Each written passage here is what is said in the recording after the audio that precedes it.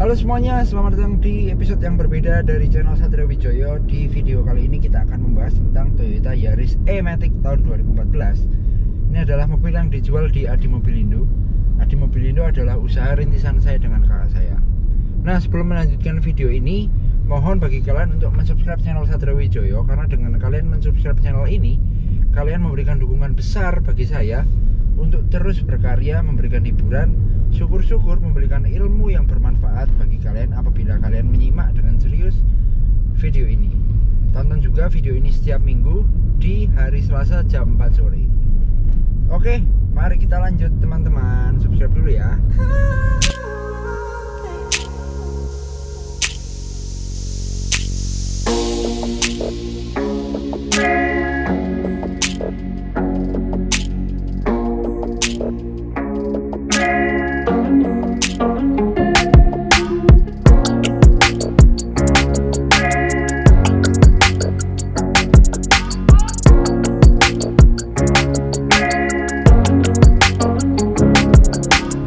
Oke, mari kita bahas mobilnya.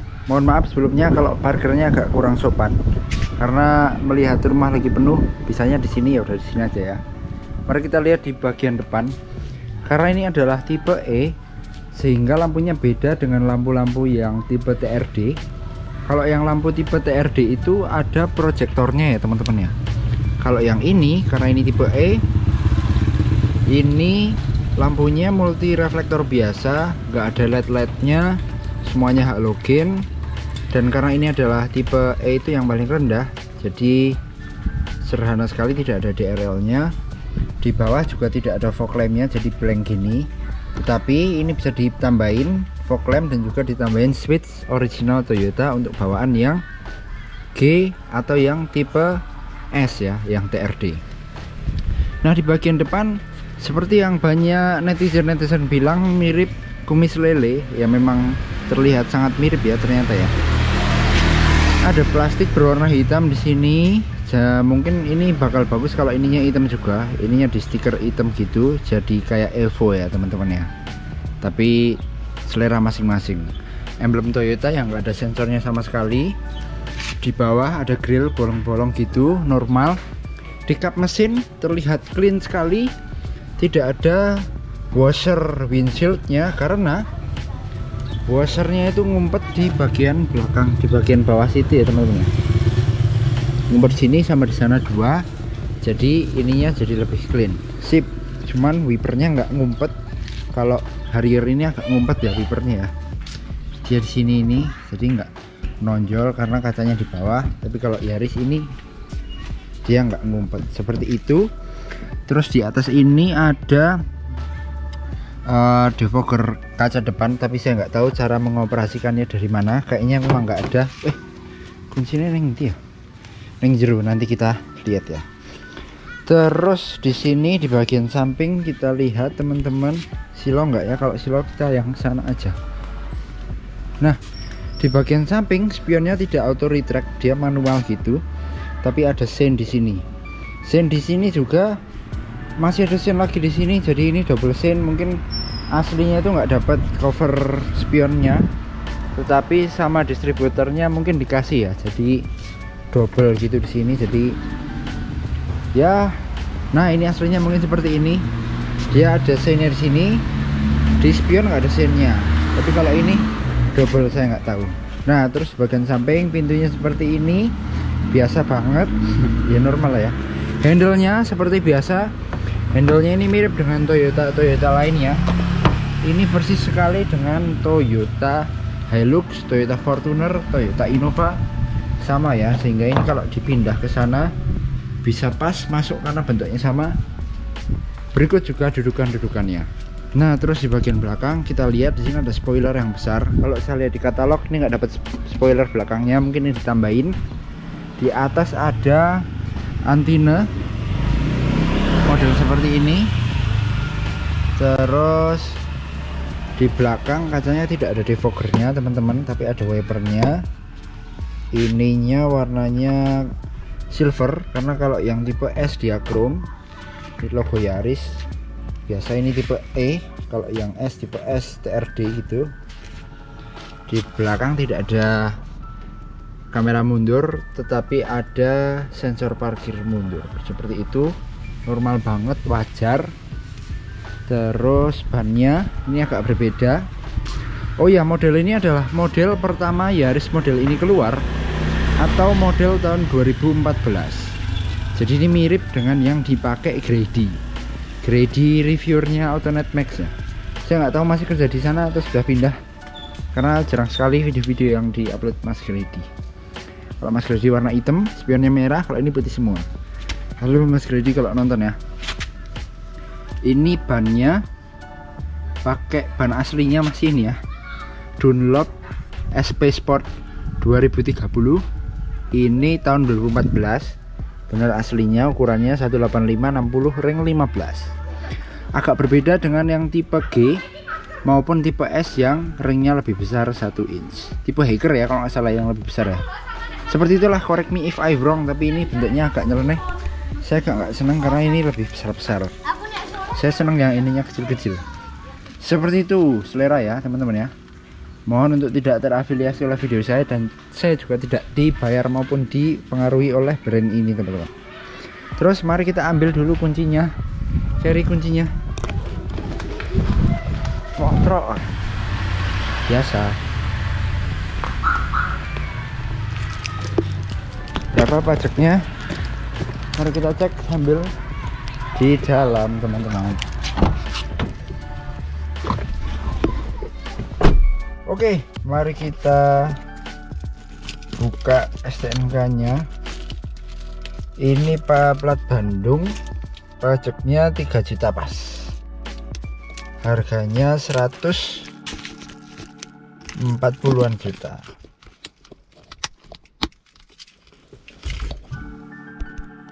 Oke, mobil ini pajaknya 3 juta rupiah per tahunnya.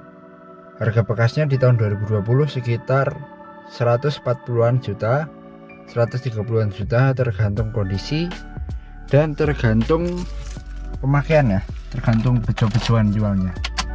Mobil ini kilometernya 59.000. By the way, mobil ini dijual di Adi Mobilindo. Instagramnya di sini. Seperti itu. Mari kita lanjut. Kita bahas ya mobilnya. Di bagian setir tidak ada kulit-kulitnya sama sekali, ini full karet. Dan berbeda dengan tipe G yang ada silvernya di sini, ini full hitam. Ini selera juga teman-teman. Di bagian door trim samping tidak ada plastik yang soft touch, semuanya plastik keras, termasuk juga jahitan-jahitan palsunya. Kalau yang tipe S ininya hitam, kalau yang tipe E ininya sewarna dengan yang lain teman-teman. Di samping ada cup holder di sini untuk sopir, untuk driver. Kenapa cup holdernya di sini? Supaya minuman kalian dingin karena kesemprot AC. Di sini ada defogger untuk kaca spion, karena ininya apa namanya? Nanti sininya ngembun ya kalau lama-lama kita terlalu dingin di dalam, luarnya ngembun, jadi ini semprot gitulah. Ini anget atau gimana? Correct me if I wrong, terus di kolom komen yang bener gimana teman-teman. Yang jelas nih keluar anginnya nyemprot di sini supaya nggak ngembun gitulah pokoknya ya. Terus kita bahas di bagian tengah, head unitnya original. Kenapa kok original? Karena ini kalau dinyalain ada logo Yarisnya, siluet gitu. Yarisnya nggak ada spoilernya, berarti ini spesifik buat Yaris E harusnya ya. Seperti itu. Sudah Bluetooth juga. Kemudian standar banget lah gitu ya.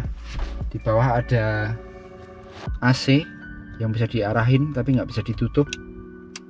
Di samping AC-nya juga ternyata tidak bisa ditutup. Oh, nutupnya dipolin ke kanan ya ternyata ya. Polin ke kanan tuh nutup, baru tahu aing. Kalau dipolin ke kanan nggak bisa, polin kiri nggak bisa. Oh, yang tengah nggak bisa ditutup. Bagaimana cara nutupnya? Mungkin ada yang lebih tahu. Mohon tulis di kolom komen teman-teman.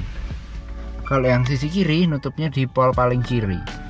Di sisi kiri juga ada cup holder, tapi ini berbeda bentuknya. Ini cuman bawahnya aja, kalau yang di sopiran tuh sampai atas gitu teman-teman. Terus ini ada glove boxnya, dibuka. Ada partisi kecil di sini sama di sana, tapi tidak ada material halus dan bukanya enggak soft touch seperti itu. Di bagian kontrol AC-nya sangat sederhana sekali. Ini adalah pengaturan semburan, arah semburan atas tok, mondo tengah. Ini blowernya off 1 2 3 4. Terus ini AC nya temperaturnya dingin pol. Ini ada pengaturan untuk apa namanya, untuk ngambil udara dari luar atau sirkulasi udara dalam. Kalau Terios atau ras itu kayaknya nggak ada ya, jadi saya bingung. Saya pernah, bagi teman-teman yang punya ras atau Terios yang tipe lama yang masih bannya kondi di belakang, mohon tulis di kolom komen, karena saya bingung itu kok nggak ada ini sirkulasi dalam maupun sirkulasi luarnya. Di bagian bawah ada power outlet 12 volt untuk soket lighter ya, jadi bisa buat ngecas, tapi beli adaptornya dulu. Terus di bagian bawahnya ada material soft touch sedikit, ini buat tempat koin supaya koinnya nggak gelundang-gelundang seperti ini. Apakah ini originalnya? Bagus sekali detailnya, supaya ini tuh nggak gelundang-gelundang gitu ya koin-koinnya. Terus ini bertransmisi matic gear AT 4 speed, mesinnya 1 NZ by the way. Jadi mobil ini sama persis mesinnya dengan Yaris yang tipe bakpao, tapi membawa bodi yang besar seperti itu. Terus ini transmisinya seperti ini, PRND 32L. L itu maksimal sampai gigi 1, 2 itu maksimal sampai gigi 2, 3 itu maksimal sampai gigi 3 dan 4, dan D itu maksimal sampai gigi 4. Rem tangannya seperti ini, model tangan ditarik seperti ini. Saya senang sekali dengan detail ini, kulitnya yang sangat lembut sekali bosku. Senang banget kalau pegang ini. Di bagian tengah ada cup holder untuk sharing orang yang belakang. Ini di tengah juga boleh sharing ya, nggak harus yang belakang. Di bagian samping juga ada cup holder. Sini lumayan banyak. Terus ini adalah buat yang tipe di atasnya, ini buat start stop engine button. Nah, ternyata Yaris ini plafonnya atasnya sudah warna hitam. Sangat sporty sekali. Saya senang banget plafon yang warna hitam karena kelihatan bersih dan nggak gampang kotor gitu ya teman-teman. Termasuk sun visornya juga warna hitam. Ada kaca tapi nggak ada lampunya. Model lampunya dipencet gini teman-teman, seperti itu. Ini juga gini, ada lampunya nggak ya? Oh, nggak ada lampunya, berarti gini harus dipencet seperti itu. Terus ini, oh ini tumben di sisi driver ada pegangan buat tangan gini ya. Dan ini nutupnya, bukanya soft opening closing dan soft closing, gini nggak bak gitu, karena dulu punya Honda Accord gitu, ininya sudah lemas banget. Kalau ditutup bak gitu, malah get-geti wong tua lur. Mari kita pindah ke baris bagian belakang. Buat tangki bensinnya nyongkelnya di sini. Buat kap mesinnya nyongkelnya di sana. Mesinnya 1 NZ, nggak perlu saya jelaskan banyak-banyak ya, karena mungkin sudah banyak literatur. Karena mesin NZ ini sangat tangguh, sangat dapat diandalkan, durable, reliable, dan mantap karena dipakai buat limo, buat operasional taksi, maupun buat balapan di Thailand. Seperti itu guys. Oh ya, ini ada DN night view-nya di sini. Seperti itu. Joknya fabric, jahit-jahitannya oranye, cukup detail joknya. Ini headrestnya tinggi gitu, bagus bentuknya kayak kunjung. Nah, oh ini speakernya 1 2 3 4, nggak ada twitternya teman-teman. Ini speaker lagi, dan di belakang tidak ada cup holdernya. Joknya sudah isofix, which is bagi teman-teman yang punya baby carrier bisa pasang baby carrier sini, jangkarnya taruh di belakang. Seperti itu. Di sini ada pocketnya, di sini tidak ada. Saya nggak tahu ya kenapa kok di sini nggak ada, di sini ada.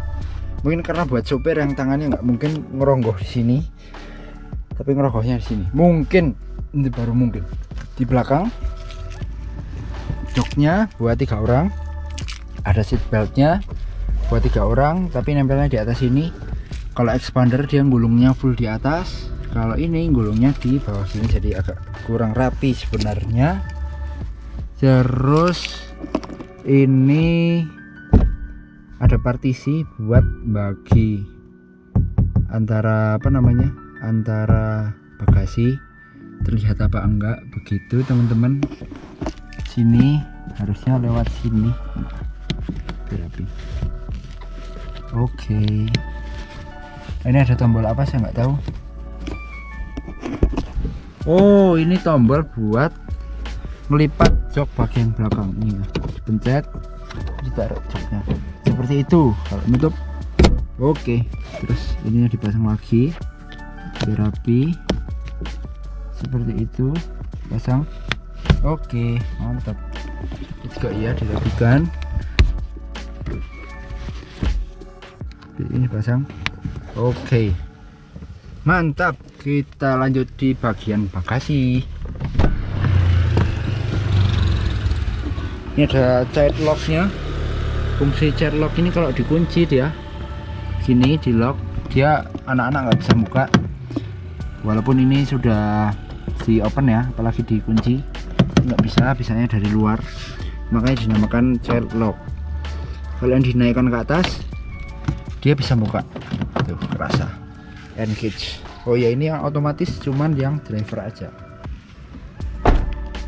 Belakang seperti ini.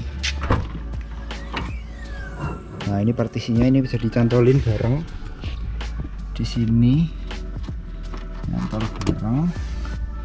Ini juga iya, bisa nyantol bareng seperti itu. Bagasinya lumayan besar. Cara bukanya di bagian belakang.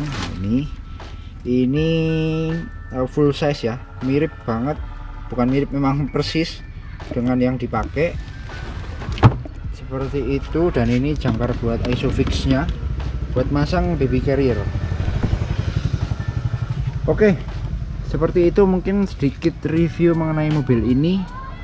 Jadi pengalaman saya pakai mobil ini, memang negatifnya ya sudah saya sebutkan tadi, tapi yang jelas mobil ini sangat enak sekali, praktis, tenaganya oke, nggak begitu boyong, nggak overpower juga.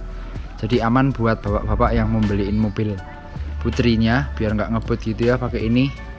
Cukup buat harian.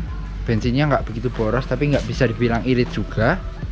Terus handlingnya oke, cuman radius putarnya agak besar, jadi agak menyusahkan. Overall mobil ini sangat worth buat dibeli, harga 140 juta daripada teman-teman beli LCGC karena fiturnya beda dan materialnya berbeda. Seperti itu, Satrio Wijaya pamit. Jangan lupa subscribe. Mantap.